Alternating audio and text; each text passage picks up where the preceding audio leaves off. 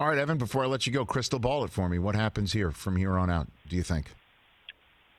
Next couple of days here, I think something has to get done. The calendar, if they're not going to push the postseason back, and the owners are firm, they're worried about COVID-19. Dr. Fauci's been talking about that publicly as well. If the schedule is going to stay the same, you just don't have that much time to get these guys to spring training. Spring training needs to be at least 3 weeks here. They're on the same page on full prorated salaries at this point.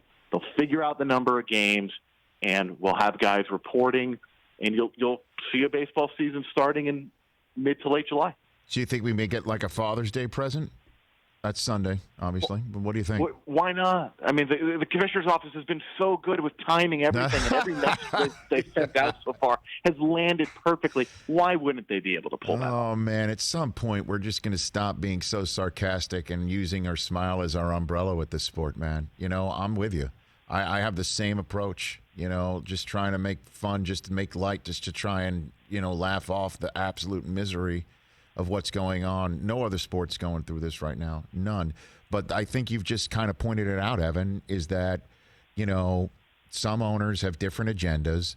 You're a player. You're sitting on the side. You've come to an agreement like, all right, we agreed that we're not going to be paid our full salary this year. It just depends on how many games we play.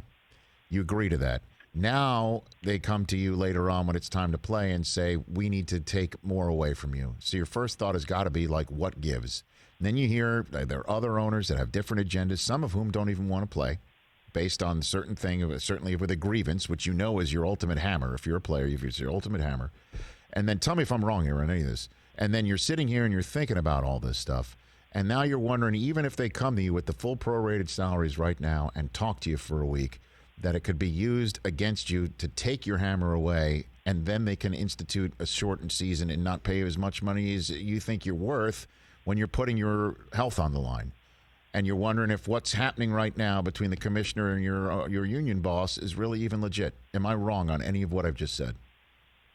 You're correct, and you have to add the context of how much animosity and distrust exists between these sides leading into this. There is nothing that's happened in recent times that would make the players think, you know what, the commissioner and the owners, they've got my best interest at heart. If we give them some money back right now, come next winter, come free agency, come arbitration, they're going to do right by us.